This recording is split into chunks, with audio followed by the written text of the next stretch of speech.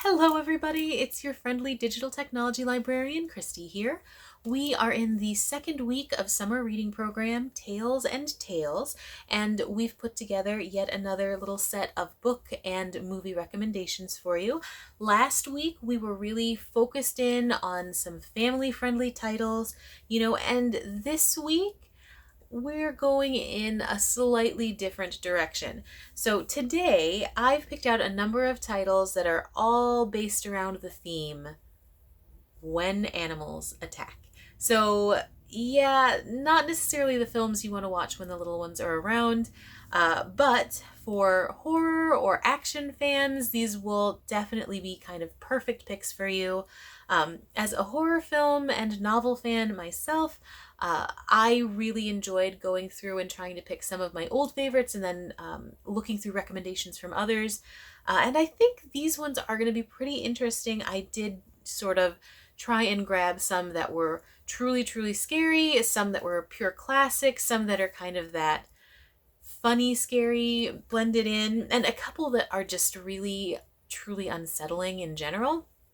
And I find that there's something rather intrinsically unsettling about the whole concept of a vengeful Mother Nature. Um, because I think it's so real. I think that that's one of those concepts that's scary because, you know, it kind of could happen.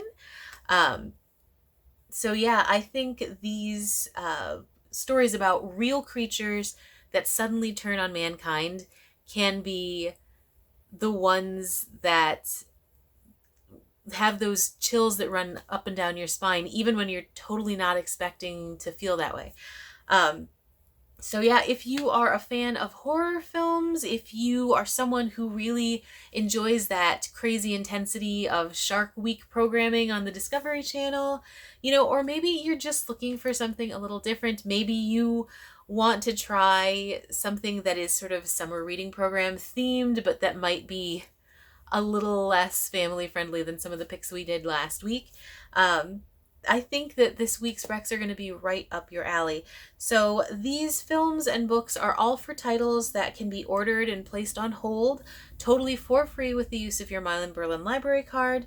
I'm going to link trailers in the description box, so if any of these sound particularly interesting and you want just a little bit more information, you can totally click on those. Or if you want to skip ahead to a particular recommendation or review, go ahead and click on the timestamps and it'll bring you right to the pertinent title for you.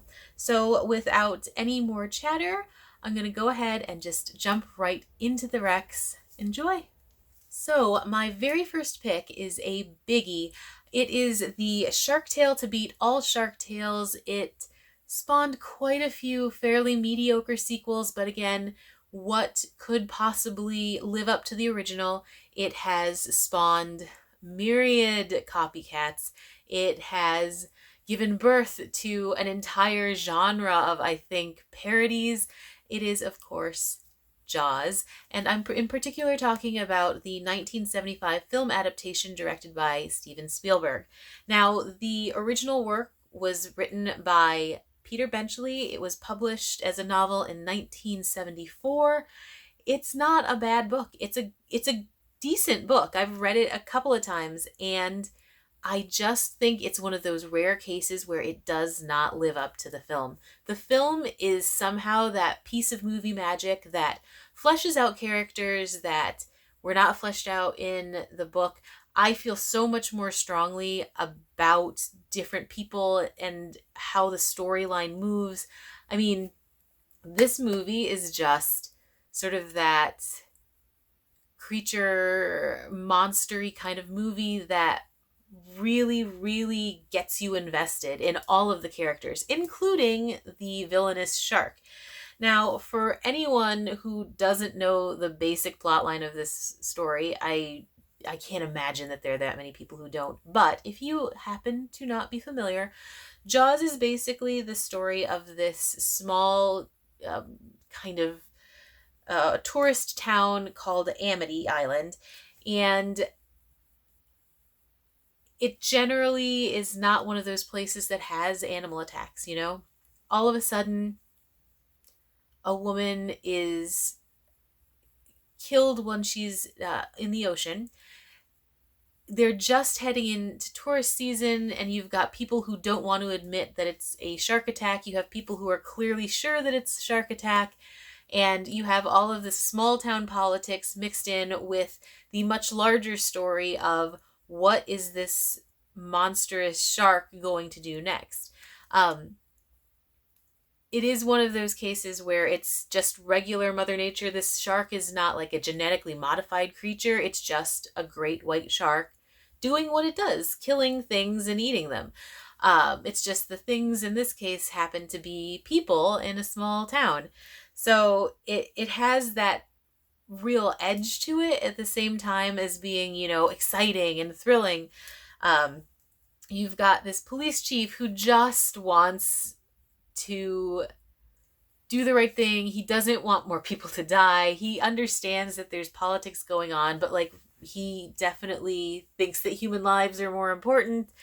And he's played by Roy Scheider, who always does an excellent job. You've got Richard Dreyfuss playing this ichthyologist who comes in. He's so very much an out-of-towner, and it's always very clear, but he and the police chief sort of build this sort of camaraderie about them. You've got Robert Shaw playing this ridiculous kind of over-the-top sea captain who is prepared to hunt down this great white shark. I mean, the cast is really, really solid, and I think that's what makes this movie so incredibly watchable and rewatchable. I think with this kind of film, it's pretty predictable what's going to happen by the end. So even as you're watching it, it's kind of like, is this going to have any rewatch value at all? It absolutely does. And it is, honestly, because of the performances, because the story is very engaging, because it's just one of those movies that pulls you in, makes you want to relive all of those little bits and scenes over and over again. There's just a lot of really great dialogue in it. It's just an excellent, excellent movie. And I love that it's got some seriously scary parts. It's got some absolutely hilarious parts. It's got totally ridiculous moments. It's just kind of the perfect animal monster movie. It also has a ridiculous score by John Williams, who managed to make the scariest animal monster of all time, possibly, with 2 notes. The whole idea that doo-doo could be like that one interval of tone could be so menacing, and that's thrown in throughout, and every time you hear it, you're essentially a Pavlovian dog. You hear those 2 notes and you know something bad is going to happen. You absolutely get tense. You start to really worry about who's going to be dinner next. It's just all working together to create this sort of harmonious, scary moment, and it just really, really works. So if you're looking kind of for that perfect summer horror movie, it's scary but not too scary, that's thrilling, that is funny, that you could definitely watch with older kids especially. I myself, I'm pretty sure that I watched as a very young child, but I also have been a lifelong horror film fan, so take that as you will. Jaws is just sort of the quintessential summer horror animal movie that you could ever hope for. So definitely put that on your list if you've never watched it before. If you have and it's been a while, you definitely want to watch it again. And this summer is just sort of perfect timing. So yes, Jaws, number 1 on my recommended list. Okay, so my second recommended title is actually for a novel which did have a film adaptation, and that is for Cujo by Stephen King. Now, Cujo the film is great. It's thrilling, it's scary, it's got some solid jump scary moments. It is an excellent horror movie.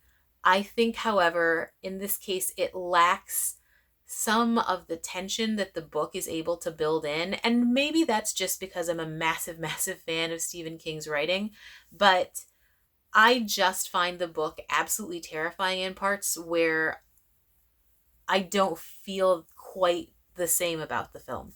Now, if you're not familiar with Cujo, Cujo is the story essentially of a mother and her son getting trapped in their vehicle by a rabid dog. That's like the most basic plot line description I can give you. And it's all about how they're going to get out of this car. Um, there's a lot more going on and there's a lot more built into the story, but that is essentially the crux, the big, big, big conflict climax of this tale.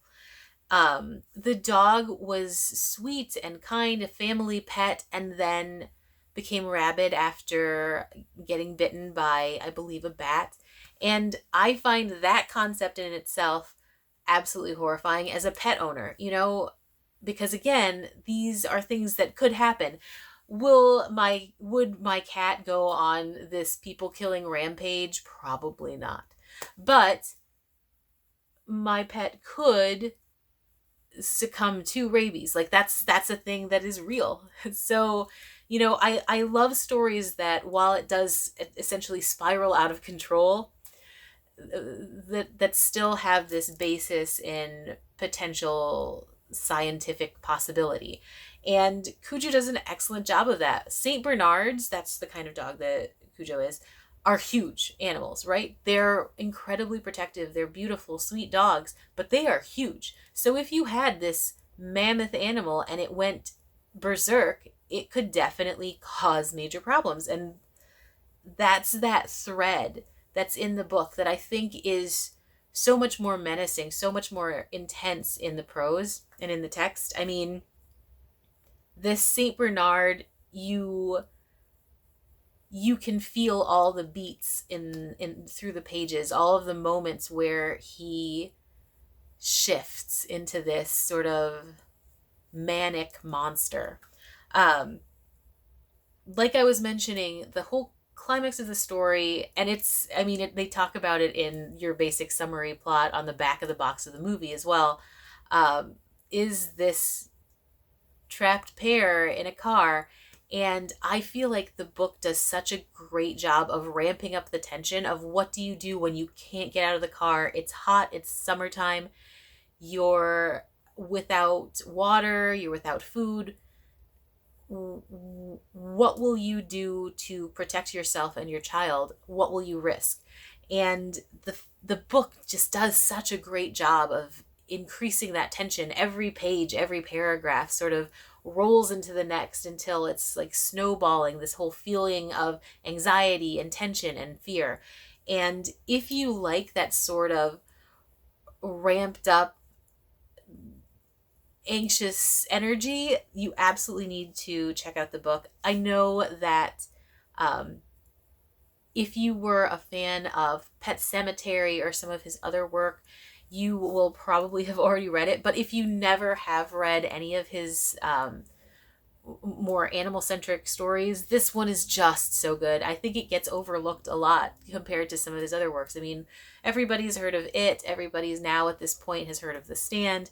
But some of these stories are sort of left behind, and they are really wickedly well written.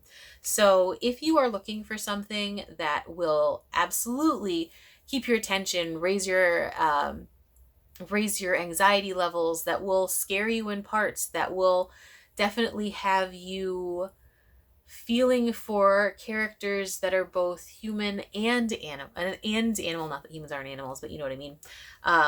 Definitely check out Cujo. It is very, very, very good. And it is my second recommendation of the week. Okay, my next recommendation is for all the classic horror film fans out there, and it is Alfred Hitchcock's The Birds. Now, regardless of theme, this is one of my absolute favorite Hitchcock movies. It is scary as all get out, I think. And it has some really creepy, creepy imagery in it. It's one of those movies that freaked me out for several days after first watching it. I, in fact, continued to be afraid of birds for a while, like legitimately a while after this. Basic storyline, you have a young socialite style woman. She runs into this strappingly handsome guy at a pet store, of all places. And I don't know, because she doesn't have anything better to do, she decides to follow him home. Um, it's one of those storylines you just got to go with at the beginning. Anyway, she follows him home. They definitely have a lot of chemistry and they sort of hit it off really well. He lives on this kind of isolated island community and they're not used to outsiders. They already very clearly recognize this young woman as not belonging. And while they're sort of kind of feeling her out, weird things start to happen. Inexplicable weird things start to happen. Like birds start to crash into windows, they start to sort of dive bomb people on the streets, and things just escalate. So you've got a lot going on. Even from there, you've got animals doing crazy, crazy things. Again, like I said, Mother Nature being vengeful and uh, angry is always a terrifying theme for me. You have the whole concept of the untrustworthy outsider. The community members clearly are wondering, is she the cause of this? Even though that makes zero sense. But the whole concept of outsider is massive throughout film and film, television, literature. So you've got that going. You've got this weird romance-ish thing going on between the two main characters. There's just a lot, and it all really weaves together. The birds continue to grow more and more violent until they start actively killing people, and that's when the movie just gets creepy in a way that like makes me uncomfortable even thinking about it still, because it's like that hive mind concept too. Like I said, there's just a lot going on. So you'll probably even recognize some of the creepier scenes that have stuck with me, like a group of a flock of birds just staring after people while they're sitting on like jungle gym equipment. I mean, it's just there's just the sense of foreboding throughout. You've got really phenomenal performances in here. Melanie, the socialite who randomly follows a guy home, is played by Tippi Hedren. Rod Taylor plays the strapping young man. You've got Jessica Tandy playing another character in here. Suzanne Plachette plays, I believe, a former love interest of Mitch, who is actually such a wonderfully likable character in this. There's just really fantastic performances. And what I find even more fascinating is that beyond those performances, what really gets me about this film every time I watch it, and I've watched it a lot. I've actually watched this movie, I think I counted probably 10 or 15 times over the course of my life. Like, there's just the ominous foreboding feel even surpasses the whole acting aspect of it. Like, even if this were a silent film, I feel like it would be effective just because of those images of the birds always watching, of the birds like diving down from the sky. It's just that intense. This is not the movie for people who are looking for cut and dried reasoning. It definitely stays pretty vague as to why Mother Nature is suddenly going nuts. But I personally like that sort of thing. I don't necessarily need a perfectly cut and dried explanation for why things are happening. And I think that adds to the mysterious nature, that sort of thrilling anxiety that I feel every time I watch this.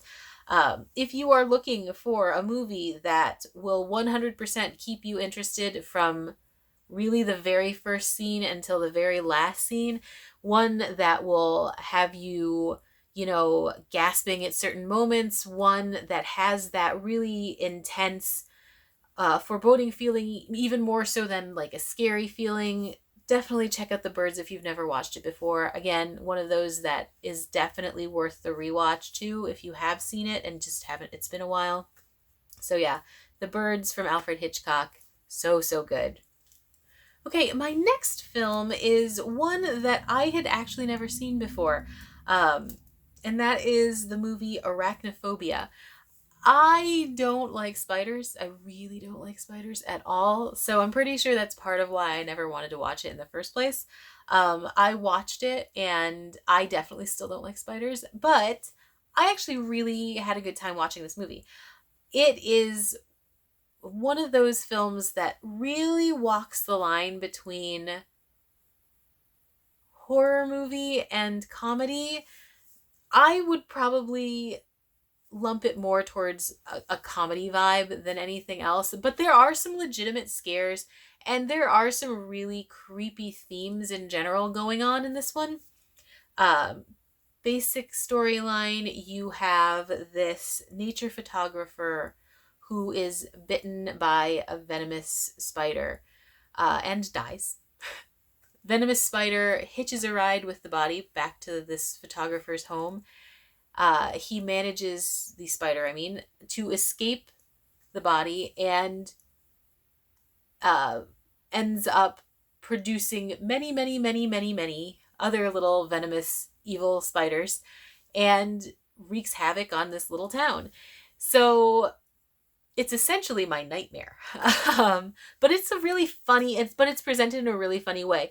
You have Jeff Daniels playing a doctor who's brand new to the town. He's just moved his family to this like quiet little secluded neighborhood. He was a big city guy and he thinks like living in the sticks is going to be perfect and sweet, and this is what happens. Rampant evil spiders. I mean, they're not evil. Again, it's one of those things that could technically happen, I suppose, science-wise. I mean, venomous spiders could come to anywhere, so there is that sciencey bit to it. He is played by his wife is played by Harley Jane Kosick. You've got an exterminator played by John Goodman. Julian Sands plays this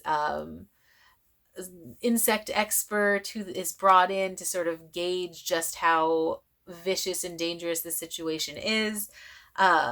And in the mix of like the just creepy crawly grossness of spiders overtaking a town, you do have a ton of funny things happening.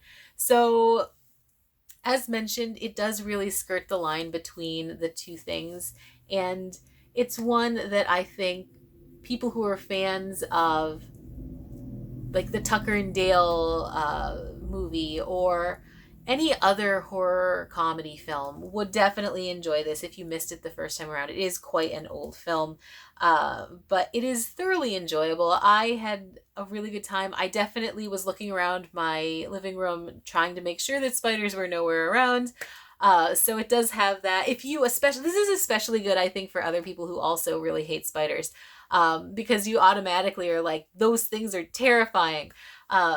So even when you're laughing, you still have that creepy crawly, uncomfortable feeling because, again, spiders are terrifying. You've definitely got like the excellent acting aspect of things with Jeff Daniels, John Goodman, Julian Sands, and everyone else.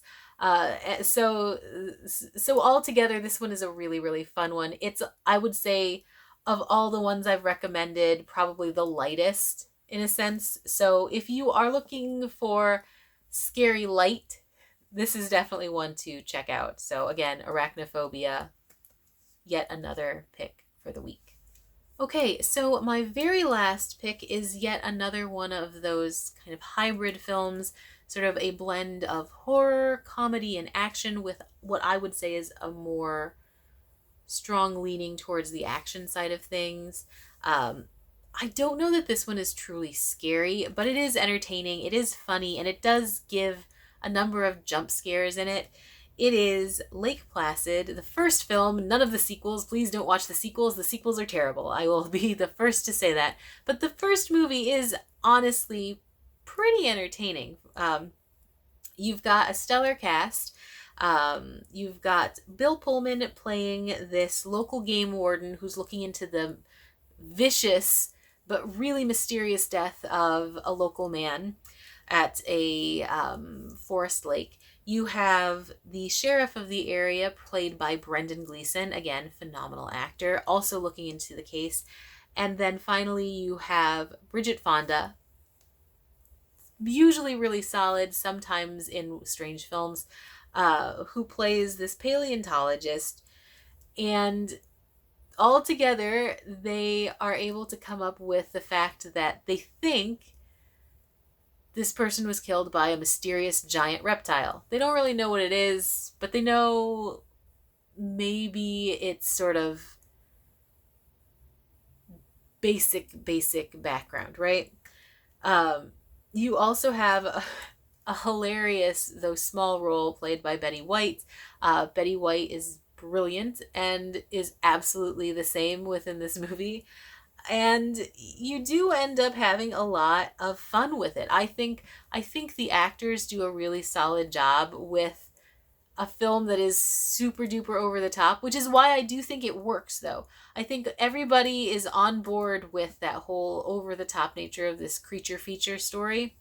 And because they're so in it, because they're dedicated, it's almost believable. I think that this one is really, really great for fans of like the big monster features, say like the Godzilla movies, or say like Mothra and, you know, King Kongs, things like that, where there's definitely a bigger suspension of disbelief. Whereas some things like Jaws or the other films that I've mentioned are a little bit more in keeping with your traditional realism horror kind of style. But yeah, if you are looking for like something over the top, like a good time with a really solid cast, a surprisingly solid cast. I mean, I would not have expected these people to be in this movie, especially having seen some of the sequels. Um, I really, really do think that this one's a fun one. So if you're looking for like a fun, funny, action-y, scary movie, it's not really that scary, but still has some jump scare moments, check out Lake Placid. It is a lot of fun. So with that, I am all out of recommendations for this week. If you have sort of a creature feature that you love, that you think we should be watching and that you'd like to recommend, please comment. Let us know what it is. I definitely would love to feature more. I just didn't want to ramble for another forever on here. If you have recommendations for themes that you'd like to see in the future, comment with those as well. Again, as always, all of these titles are available for checkout via your Milan-Berlin library card, so don't forget, if any of these sounded interesting, hop onto the website, give the library a call, whatever your preferred way is, place a hold, and that title will be coming to you at a near date. So with that, I'm going to sign off, and thank you so much for listening and watching. I will see you next week. Bye!